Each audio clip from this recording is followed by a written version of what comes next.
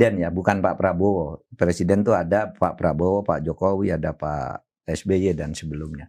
Pokoknya Presiden sudah lama mengajukan rancangan undang-undang ini ke DPR, tapi DPR tidak mau membahas sampai saat terakhir Presiden mengajukan lagi terakhir tuh 5 Mei tahun 2023 dengan surat resmi Supres tidak dibahas juga gitu.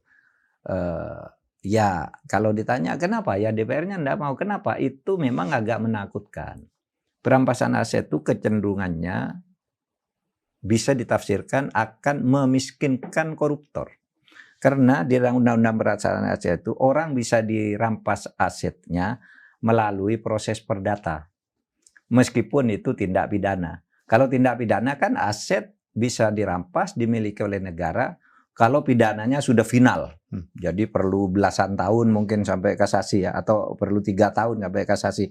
Sementara proses pidananya berjalan, banyak aset tuh dijual. Ada aset yang masih dalam penyelidikan, belum masuk ke pengadilan tapi sudah ada tanda-tanda, ini kan belum boleh diambil, itu sudah dialihkan ke orang lain. Diatasnamakan keluarga, dikirim ke Singapura dalam bentuk uang, dititip di sana. Sudah habis. Sehingga ketika divonis kamu kena, misalnya hukum 10 tahun, hartanya sudah tidak ada. Nah, harta kalau dengan perampasan aset itu bisa disita dulu.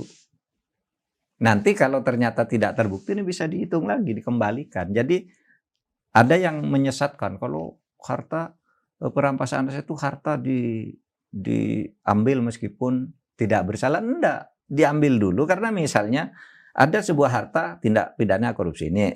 Contohnya nih yang dilakukan oleh seorang menteri konon. Dia terlibat tindak pidana korupsi. Karena korupsinya terbongkar, uang dititip ke kejaksaan, ini saya titip 27 miliar. Nah ini kan belum diputus sampai sekarang. Kalau tidak ada undang-undang perampasan aset, uang ini mengambang. Kalau Anda terlibat korupsi, atau saya terlibat korupsi, saya punya barang ini korupsi, saya menghilang. Tidak bisa dirampas ini. Maka undang-undang perampasan aset, ambil dulu ini. Tapi tidak sewenang-wenang, itu melalui penetapan pengadilan.